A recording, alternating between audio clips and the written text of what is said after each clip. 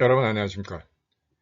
칸트의 선엄 철학 안에서 범주, 순수 지성 개념이 갖고 있는 이 위치에 대해서 한번 논의해 보겠습니다. 먼저 범주의 근원에 대해서 한번 따져보겠습니다. 칸트는 범주가 경험으로부터 유래하지 않는다라고 아주 명확하게 주장하고 있습니다.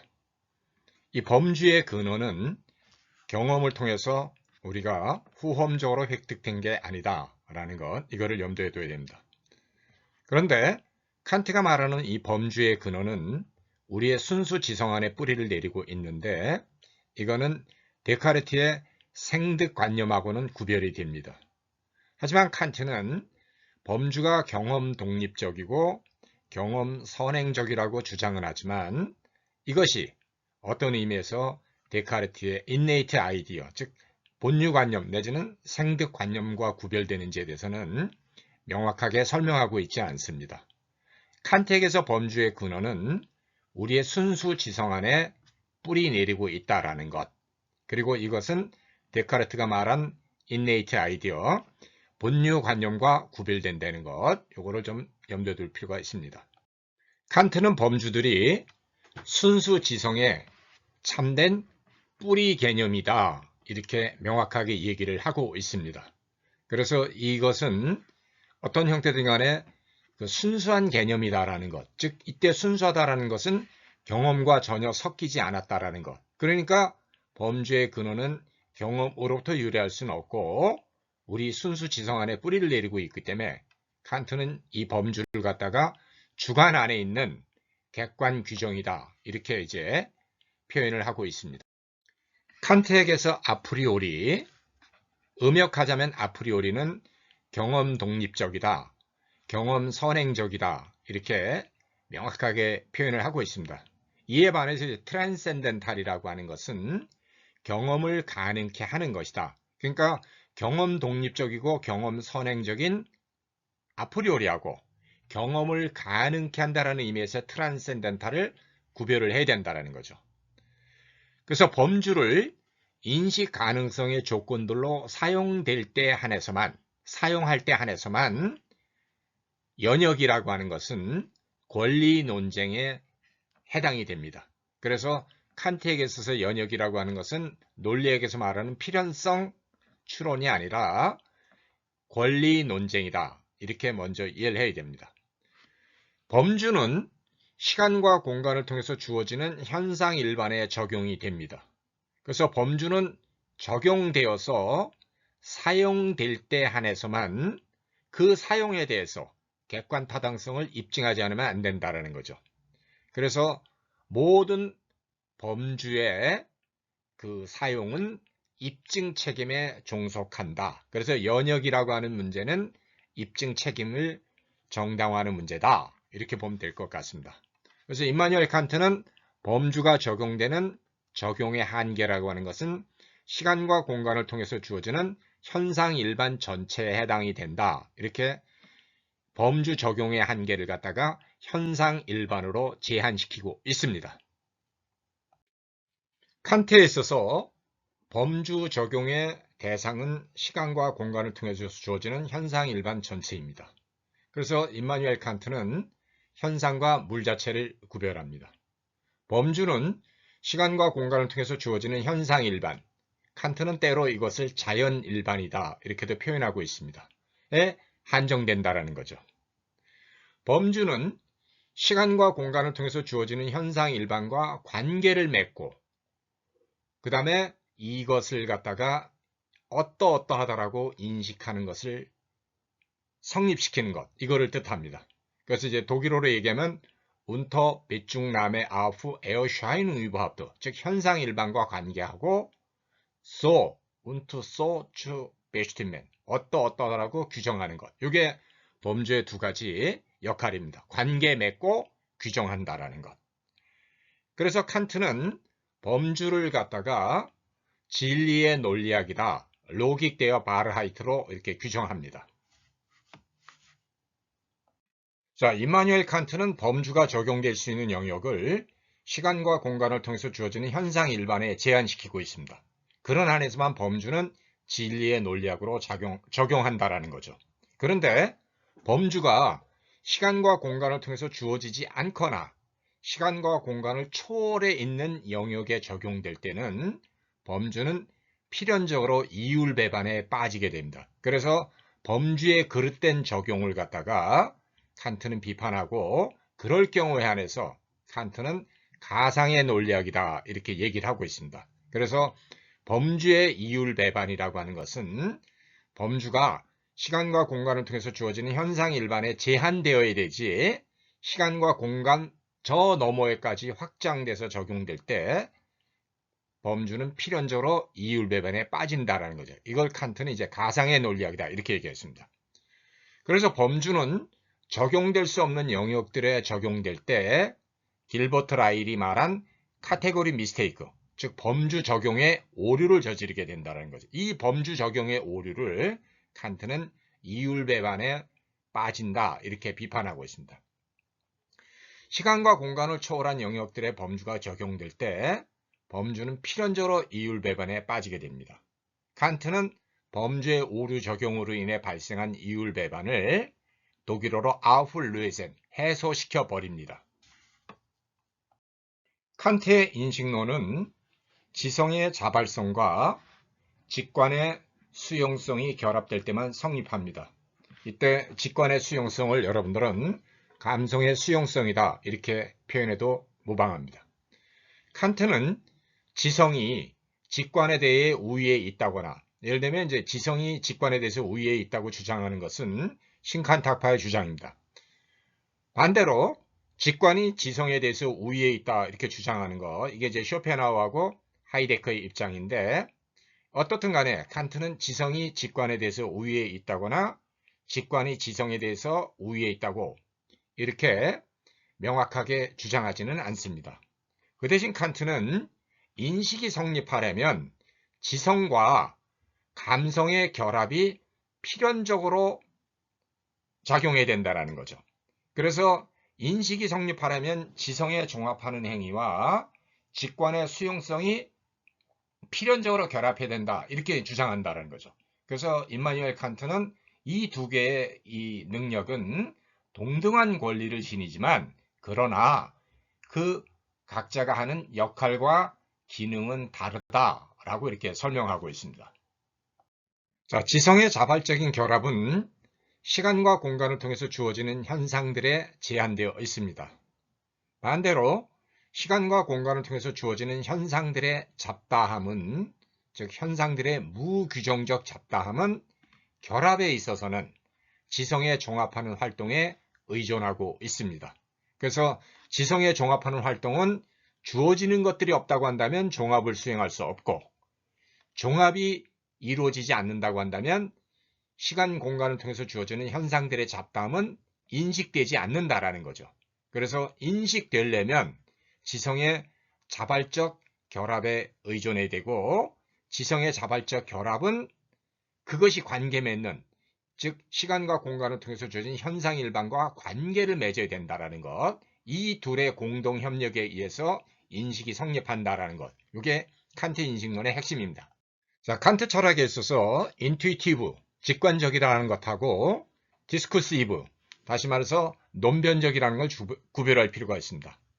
직관은 수용성의 조건으로서 무엇을 거칠 필요가 없이 직접적으로 주어지는 것을 뜻합니다. 그래서 무엇을 거치지 않고 직접적으로 주어지는 것, 이거를 칸트는 직관적이다 이렇게 얘기를 합니다. 반대로 범주에 종합하는 규정은 시간과 공간을 통해서 주어지는 것을 반드시 거쳐야만 합니다.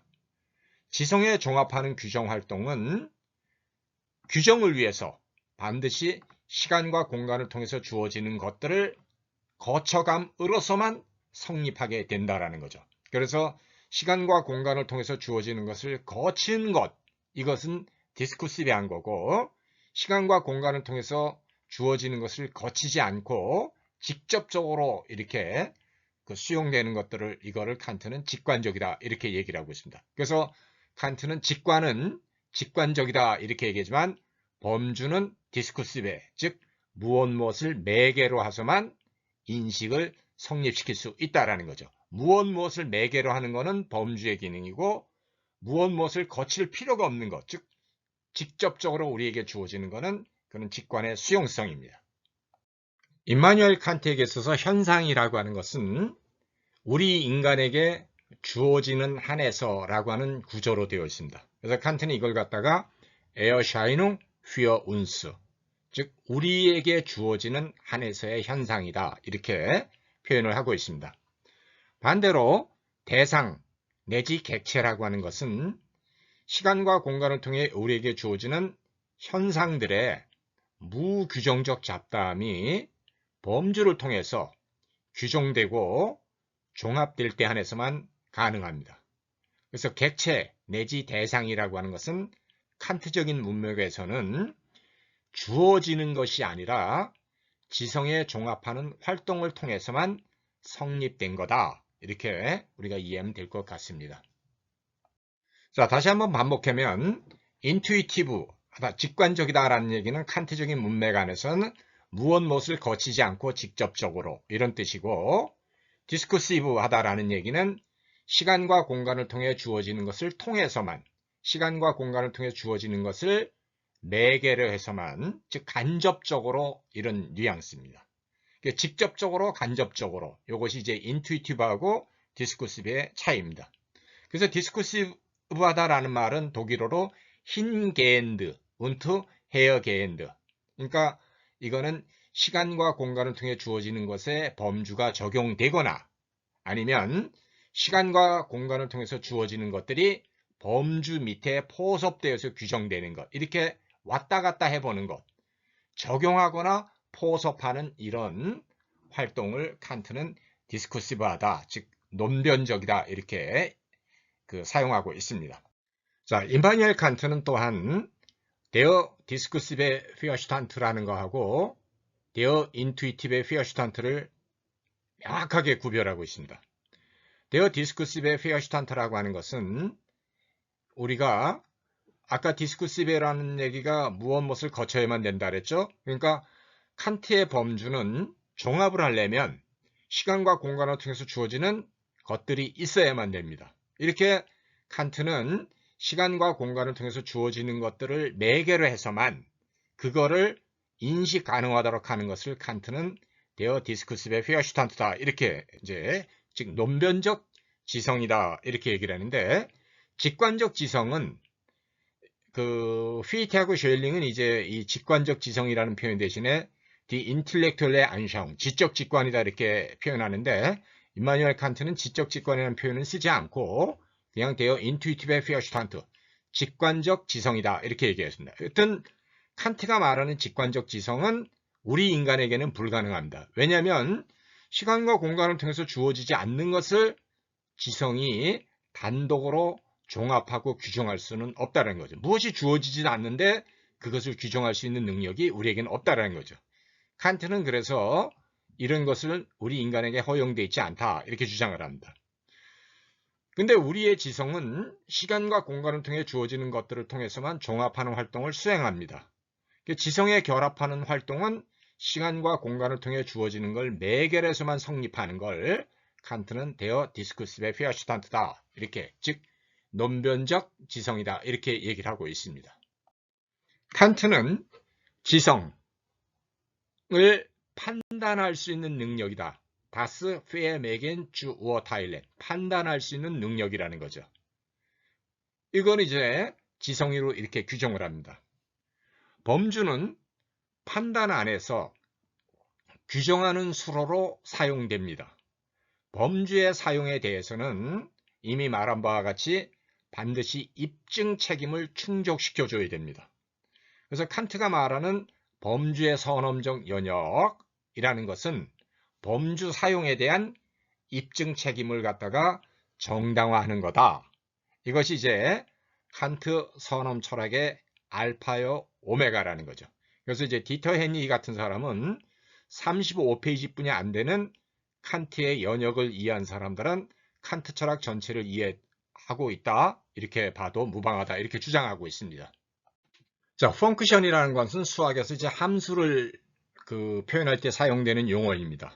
그런데 칸트는 수학에서 사용되는 이 펑크션을 갖다가 차용하면서 칸트만의 또 고유한 의미를 제시하고 있습니다. 그래서 우리는 범주가 갖고 있는 두 가지 기능, 운터 배중남의 아프 에어샤이닝 위브하우트, 즉 현상일반과 관계를 맺는다. 두 번째, 그 현상일반을 갖다가 어떠하다라고 규정해 준다라는 것. 이것이 이제 그 범주의 두 가지 기능입니다. 그래서 우리는 y는 fx다 이렇게 얘기를 했었을 때 이 x라고 하는 것은 시간과 공간을 통해서 주어지는 무규정적인 잡다함이다.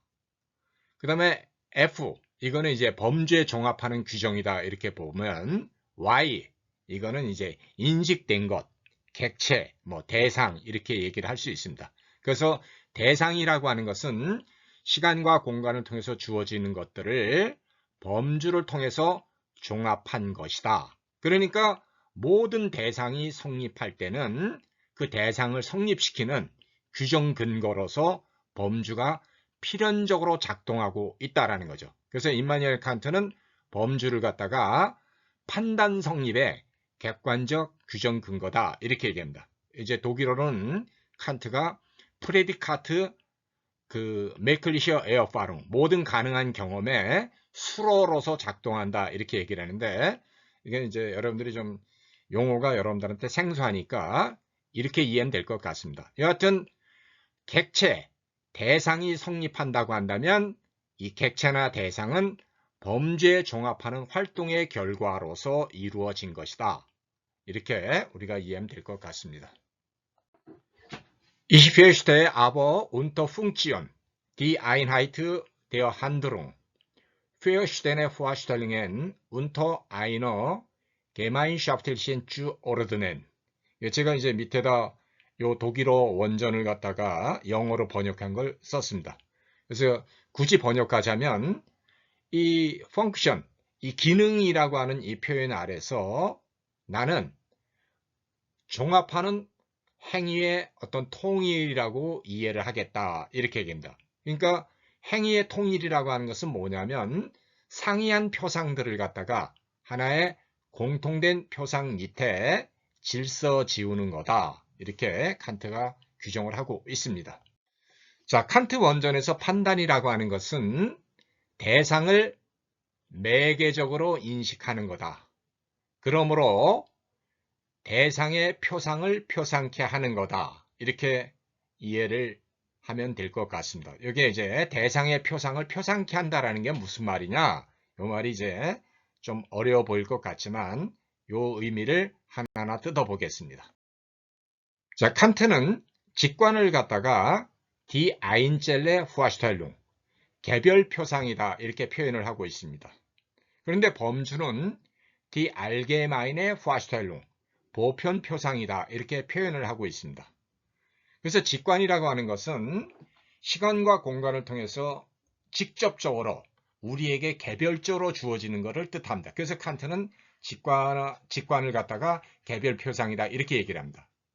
근데 범주라고 하는 것은 시간과 공간을 통해 우리에게 개별적으로 주어지는 것들을 갖다가 보편적으로 규정하는 걸 뜻합니다. 그러니까 시간과 공간을 통해서 주어지는 모든 현상 일반의 잡다함이라는 것은 이거는 범주를 통해서만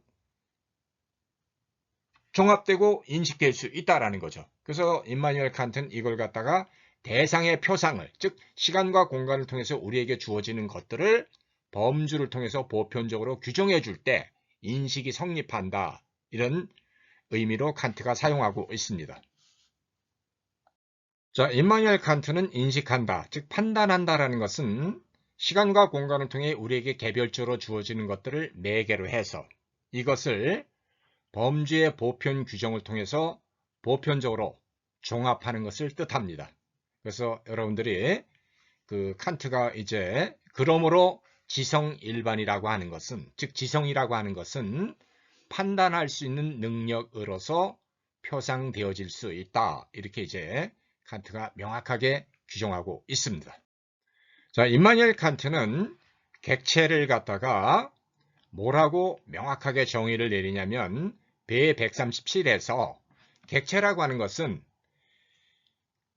주어진 직관의 다양성이 통일되은 것이다. 이렇게 얘기를 합니다. 그래서 객체란 직관에 주어진 다양성이 통일된 것이다. 이런 의미로 우리가 이해를 한다면 객체는 우리의 의식 밖에 있는 어떤 존재자다. 우리의 의식 밖에 있는 것이다. 이런 뜻이 아니라 시간과 공간을 통해서 우리에게 주어지는 것들이 범주라고 하는 이 종합하는 규정을 통해서 통일되고 인식된 것을 칸트는 객체다. 이렇게 명확하게 사용하고 있습니다. 자, 다시 한번 되풀이하면 범주라고 하는 것은 직관과 관계하면서 이것을 규정하는 것을 뜻합니다. 그래서 관계를 맺고 규정하는 것이 범주가 하는 역할이라는 거죠. 그래서 범주는 직관에 봉사하는 것이 아니라 종합에 봉사하고 있다라는 것. 그래서 임마누엘 칸트 철학에 있어서는 직관이 지성에 대해서 우위에 있는 것도 아니고 지성이 직관에 대해서 우위에 있는 게 아니라 직관과 지성은 공동으로 작업을 해서 인식을 성립시켜야 된다는 거죠. 그런 의미에서만 범주라고 하는 것은 종합에 봉사하는 거다. 이렇게 이해하면 될 것 같습니다. 그래서 모든 결합이라고 하는 것은 범주에 규정하는 활동에 의존해야 되고 범주에 규정하는 종합활동은 시간과 공간을 통해서 주어지는 현상들에 제약되어 있다는 것. 그래서 범주 종합의 어떤 현상 제약성과 현상들의 그 결합 의존성이라고 하는 것이 서로 공동으로 협동하고 어울릴 때 안에서만 인식이 성립한다는 거죠. 그래서 이제 이거를 라틴어로 포르마 다트 에셀라이, 우리의 형식적 규정이, 보편 규정이 주어지는 것들에다가 어떤 규정의 질서를 준다. 이렇게 이해하면 될 것 같습니다. 그래서 현상이라고 하는 것은 에어샤이농 휘온스, 우리에게 주어지는 한에서라는 것으로 되어 있고 객체라고 하는 것은 우리에게 주어지는 것들이 범주를 통해서 종합되고 통일될 때 안에서만, 즉 인식될 때 안에서만 우리는 이걸 객체다 이렇게 얘기를 합니다. 그래서 임마누엘 칸트에 있어서는 범주의 주요한 기능 중에 하나는 시간과 공간을 통해서 주어지는 현상 일반을 종합하고 통일하는 데, 즉 인식 가능하도록 하는 데 있다. 이렇게 이해하면 될 것 같습니다.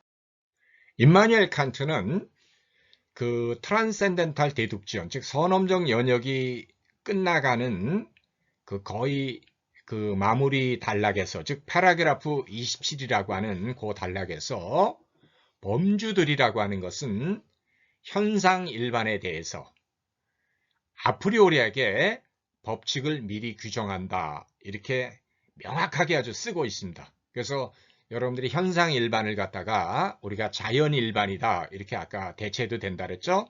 그래서 범주들이란 현상 일반에 대해서 아프리오리하게 법칙을 미리 규정하는 능력이다. 이것이 이제 칸트가 범주가 현상 일반에 대한 어떤 입법자다. 범주는 그런 의미에서만 이제 독일어로 게제츠 게버, 그 법칙을 제공하는 거다. 즉 어떤 법칙이냐면 종합하고 통일하는 질서를 갖다가 현상 일반에다가 이렇게 규정하는 능력이라는 거죠.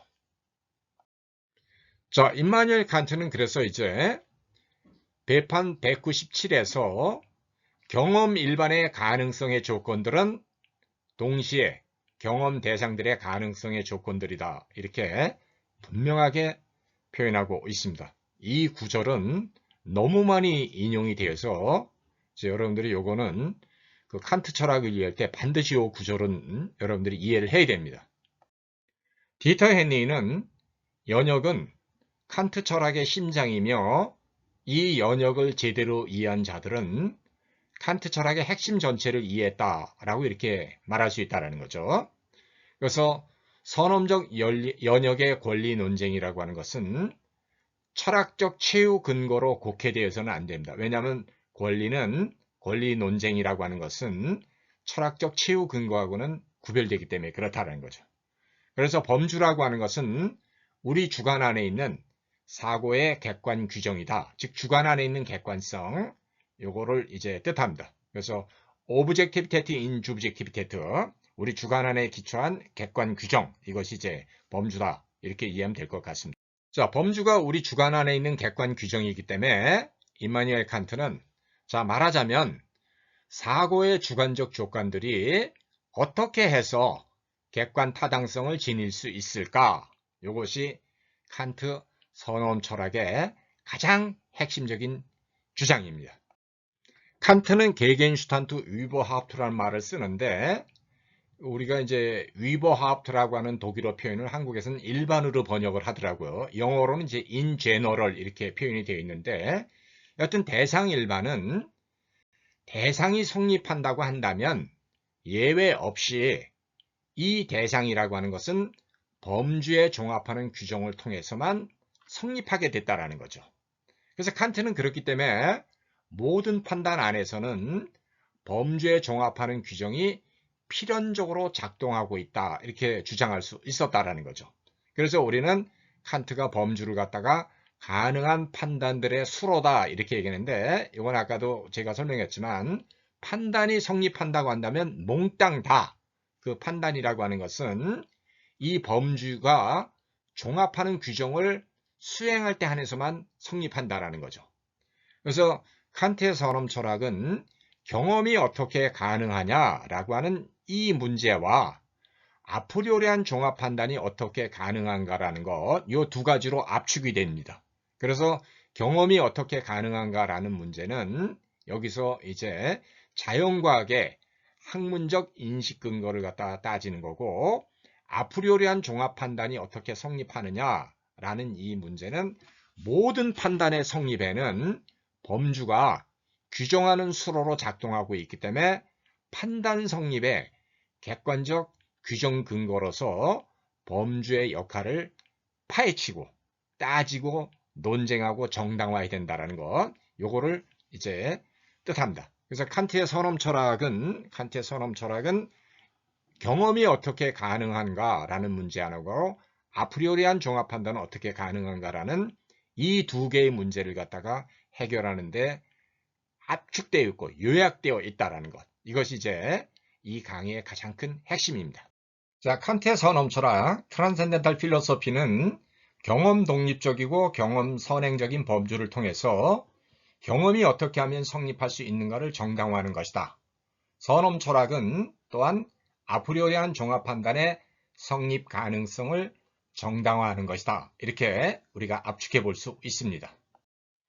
칸트는 프롤레고메나에서 자기 자신이 휴머를 통해서 독단의 깊은 잠으로부터 깨어날 수 있었다, 이렇게 이제 주장을 하고 있습니다.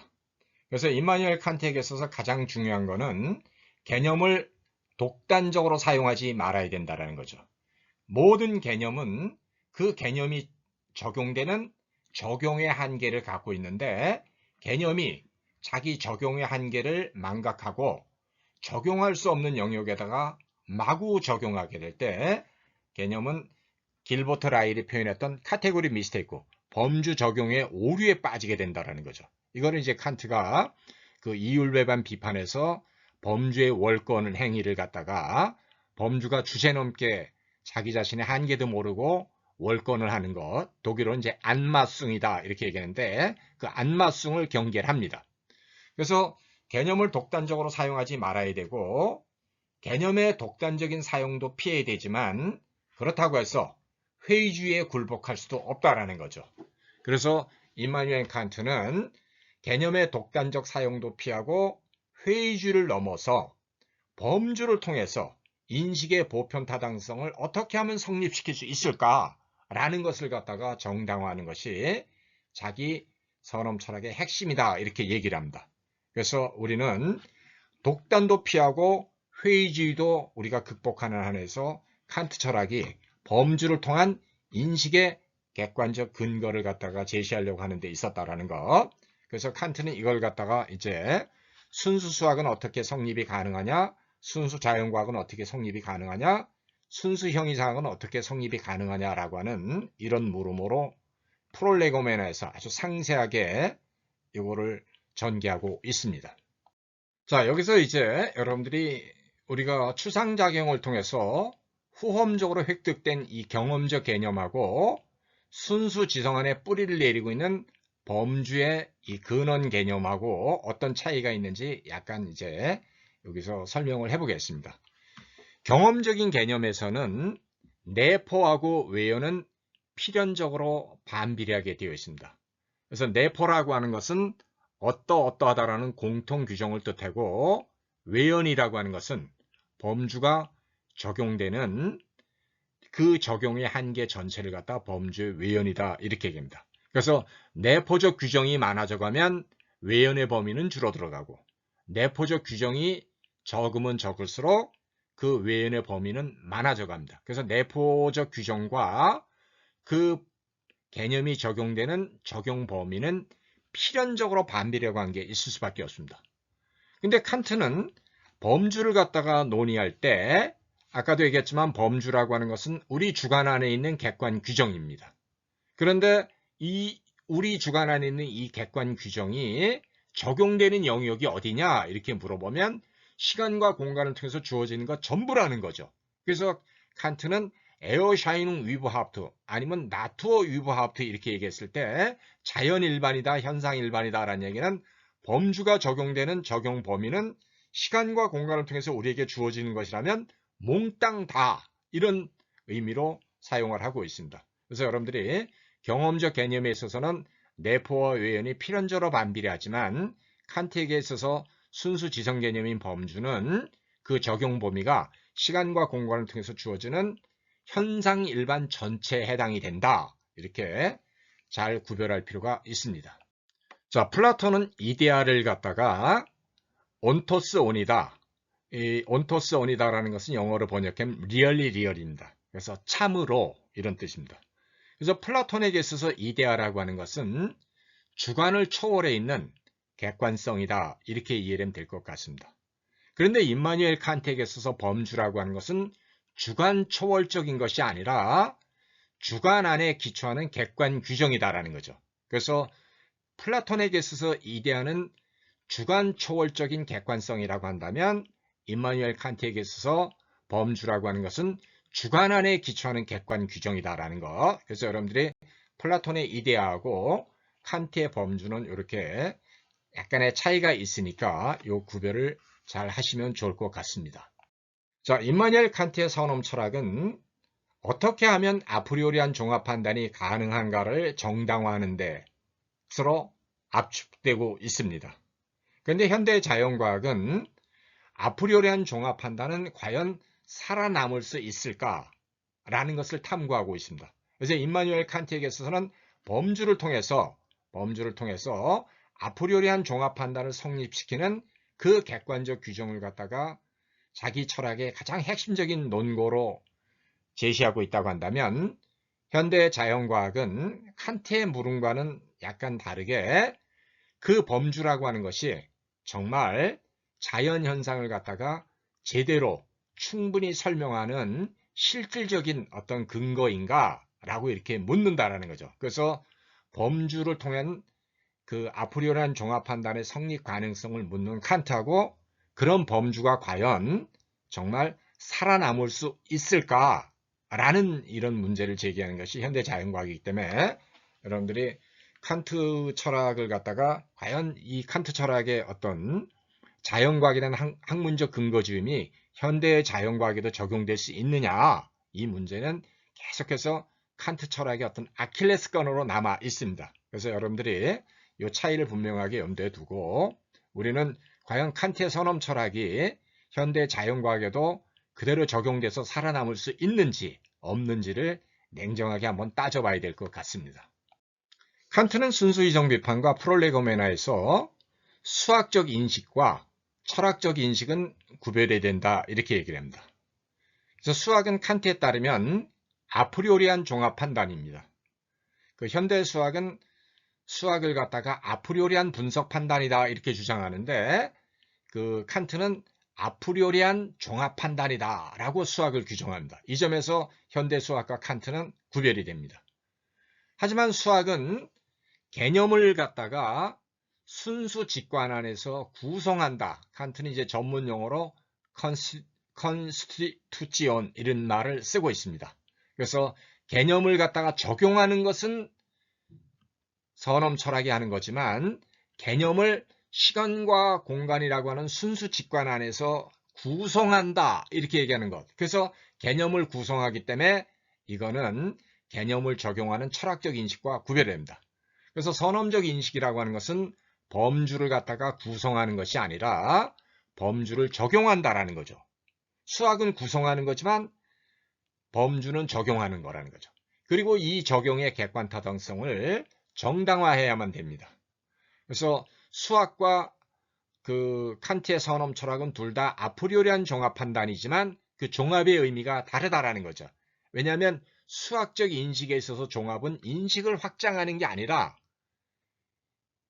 그 개념을 갖다가 순수 직관 안에서 구성하는 건데 칸트의 선엄 철학에서 이 종합이라고 하는 것은 인식을 확장하는 것.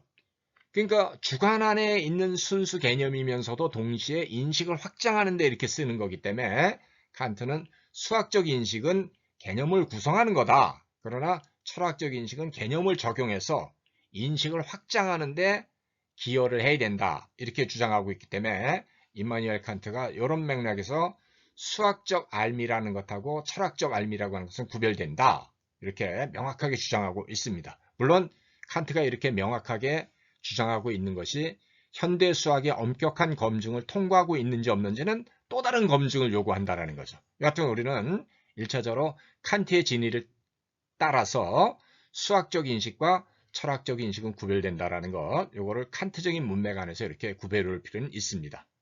자, 여기서 이제 재밌는 거는 칸트는 수학을 갖다가 필연성 증명으로 논의하고 있지 않습니다. 칸트의 선엄적 연역은 권리 싸움인데 수학은 권리 싸움이 아니에요. 왜냐하면 필연성이다라고 하는 것은 우리 마음에 의존하지 않지만 우리 마음을 강제하는 거예요. 그래서 수학은 논리학과 마찬가지로 심리학이 될 수가 없어요. 왜냐하면 수학이나 논리학은 마음에 의존하는 게 아니라 마음을 강제하는 거기 때문에. 그래서 보통 우리가 수학은 필연성을 밝혀내는, 즉 증명하는 학문이다 이렇게 얘기를 해요. 그 증명한다라는 데몬스트라쪼라고 하는 이 뜻이 뭐냐면 필연성을 드러내준다 이 뜻이에요.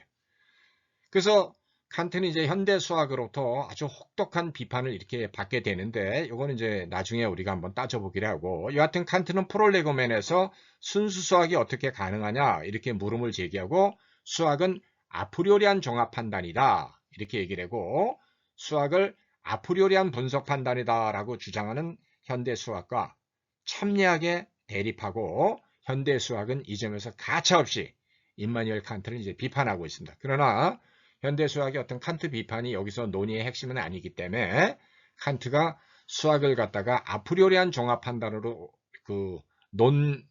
논변하고 있다라는 것, 그리고 칸트가 말하는 수학이 아프리오리한 종합 판단이다라는 것은 철학적 인식에, 즉 아프리오리한 종합 판단과는 구별이 된다. 하나는 개념을 갖다가 순수 직관 안에서 구성하기 때문에 종합적이다. 이렇게 수학에서 이제 논의를 한다면 개념을 적용해서 인식의 주관적인 어떤 규정이 인식을 확장시키는 데 기여하는 것으로 사용되어지는 이런 철학적 인식과 구별한다라는 것, 요거를 우리는 확인해 볼 필요가 있습니다. 칸트는 이제 프롤레고메나에서 순수 학문들이 갖고 있는 몇 가지 기본 사실성을 얘기를 합니다. 그래서 이제 이걸 갖다가 이제 Faktum der Wissenschaft, 학문의 현 사실성이다 이렇게 이제 우리가 표현하고 있는데, 여튼 칸트의 기하학 이해는 유클리드 기하학 지평에 머무르고 있습니다. 그는 그렇기 때문에 시간과 공간이 필연적으로 결합된 비유클리드 기하학을 설명할 수 없다라고 하는 한계에 직면하게 됩니다. 여하튼 칸트는 비유클리드 기하학의 가능성에 대해서는 전혀 언급하는 바가 없다라는 것. 자, 두 번째, 이제 칸트는 논리학도 아리스토텔레스에서 마감됐다 이렇게 얘기하는데 현대 논리학은 그렇게 주장하지 않습니다. 왜냐하면 현대 논리학은 아리스토텔레스의 그 논리학을 갖다 확장시켜 가면서 이제 훨씬 더 아리스토텔레스가 제기하지 않았던 이런 방식으로까지 우리의 어떤 사고 영역을 갖다 확장시켜 놨기 때문에 칸트의 논리학에 대한 이해도 전통 논리학에 이렇게 머물러 있고 현대 논리학에 여기에는 이제 적용되지 않는다라는 것, 이것도 여러분들이 잘 구별할 필요가 있습니다.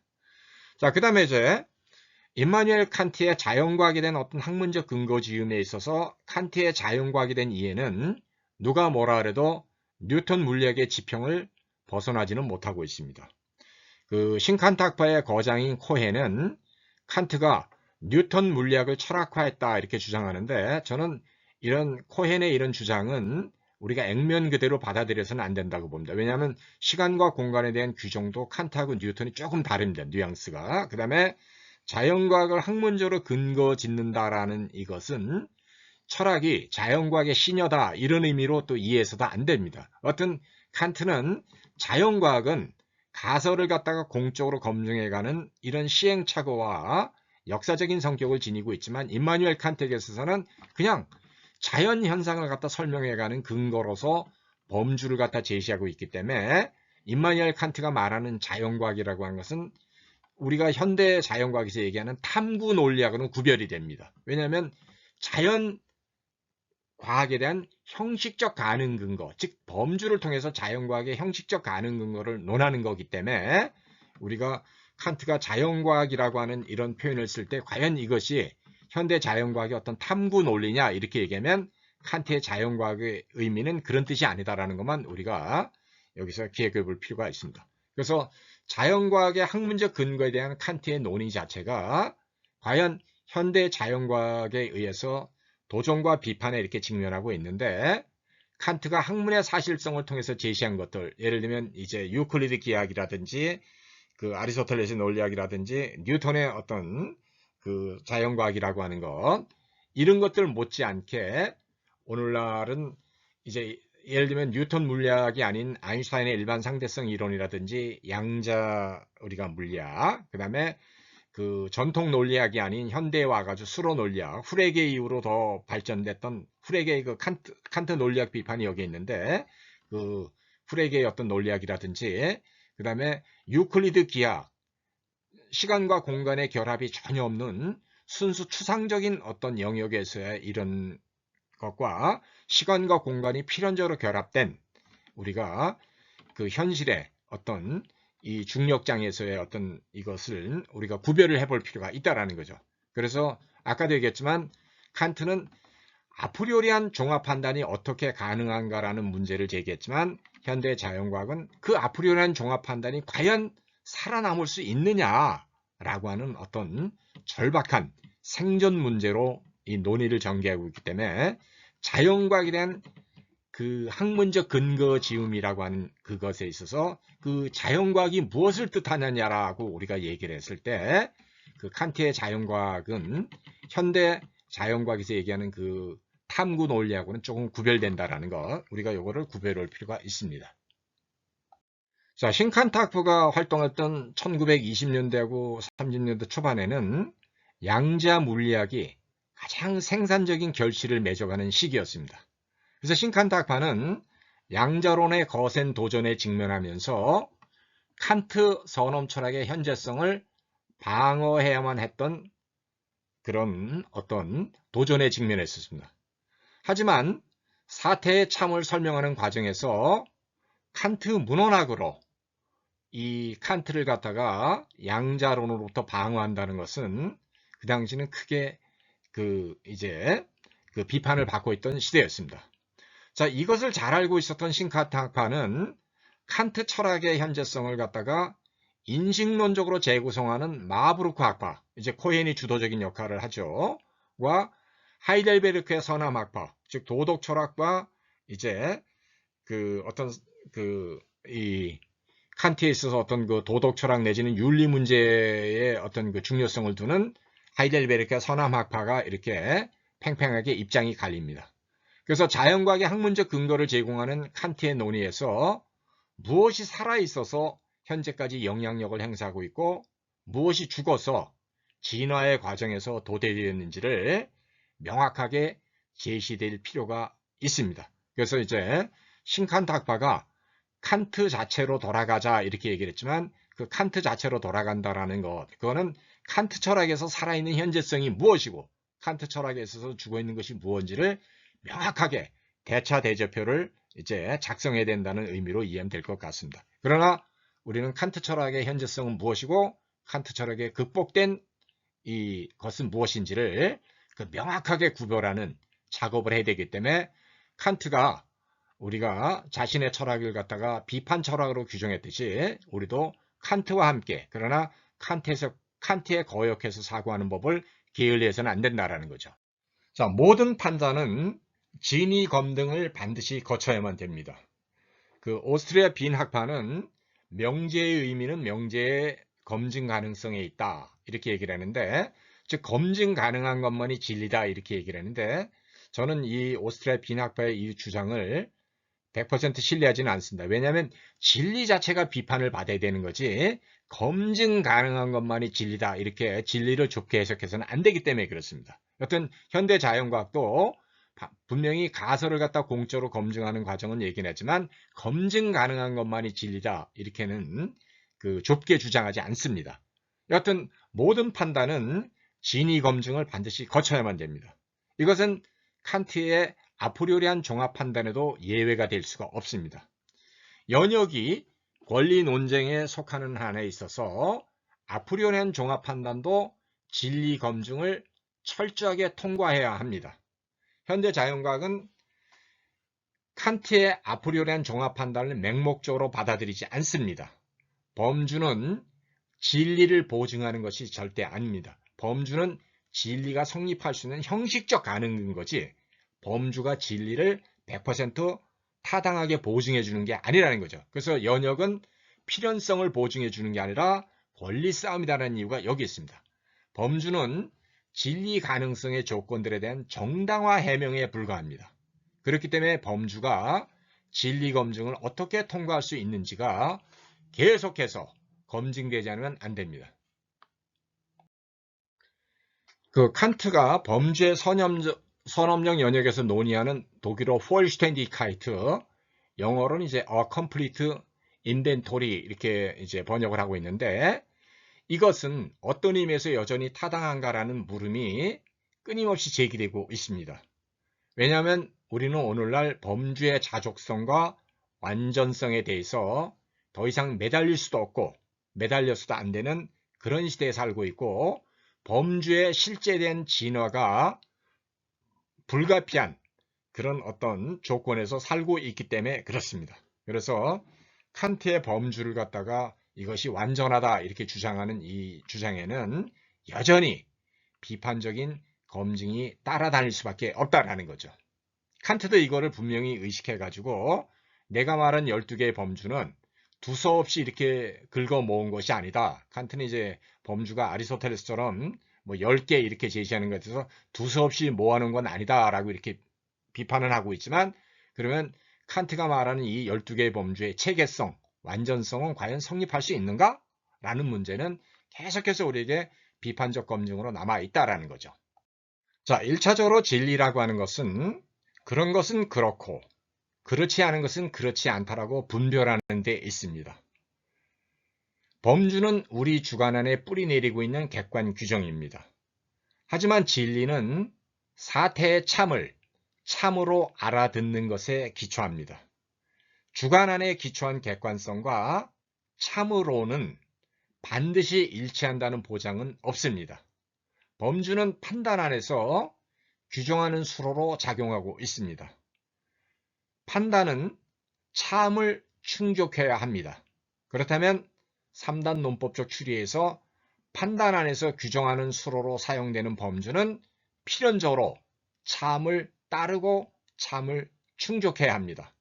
범주가 참을 충족할 수도 있고 충족하지 못할 수도 있다면 범주의 불변성과 완전성은 더 이상 성립할 수 없게 됩니다. 대상인식에서 범주가 모든 종합의 불가결한 조건들로서 작용한다는 것은 범주가 진리의 근원이라는 것을 정당화하는 것은 절대 아닙니다. 칸트가 범주를 갖다 진리의 논리학이다 이렇게 얘기할 때 범주를 통해서 판단이 성립한다라는 것, 그런 의미에서만 범주는 진리 성립의 형식적 가능한 거다 이렇게 얘기하지, 칸트는 이 범주가 판단의 참을 필연적으로 충족한다, 이런 의미로 사용하는 것은 아니라는 거죠. 그래서 정확하게 현대 자연과학은 이 점에서 칸트의 선험적 진리를 갖다가 이제 검증 대상으로서 남겨두고, 그런 의미에서만 우리가 칸트와 함께 칸트에 거역해서 사고를 진행할 수밖에 없다라는 거죠.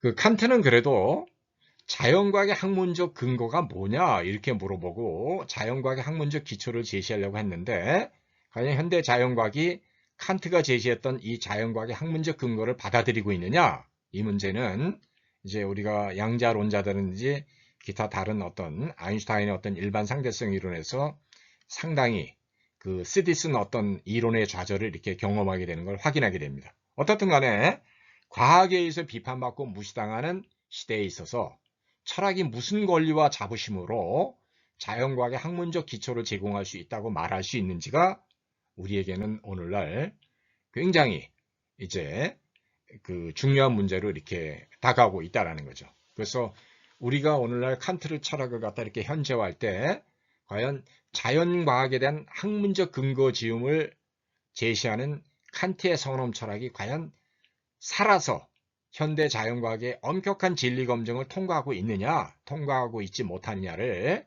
우리는 계속해서 검증하지 않으면 안 된다는 거죠. 그래서 아까 제가 얘기했던 식으로 우리는 칸트와 함께 사고해야 되지만 동시에 칸트에 거역해서 사고하는 것도 불가피해진 시대에 살고 있다는 것, 이거를 망각해서는 안 됩니다. 자, 칸트는 순수 이성 비판이 끝나가는 이제 마지막 파라그래프에서 단지 비판의 길만이 열려 있다, 이렇게 얘기를 하고 있습니다. 그래서 비판이라고 하는 것은 우리가 한계를 지어주면서 한계를 뛰어넘는 것을 뜻합니다. 그렇게 해서 한계를 지어주고 한계를 뛰어넘는다고 할 때 우리는 자연과학이나 수학이나 이 선험적 인식에 있어서 칸트의 이 인식의 어떤 그 근거에 대한 칸트의 이 논변이 어느 정도 진리 검증을 통과하고 있는지 아니면 못하고 있는지를 계속해서 검증해야만 된다라는 거죠. 그래서 단지 비판의 길만이 열려 있기 때문에 우리는 칸트와 더불어서 칸트를 비판적으로 그 검증하는 것을 절대로 게을리해서는 안 된다라는 거죠. 자, 이상 마치겠습니다.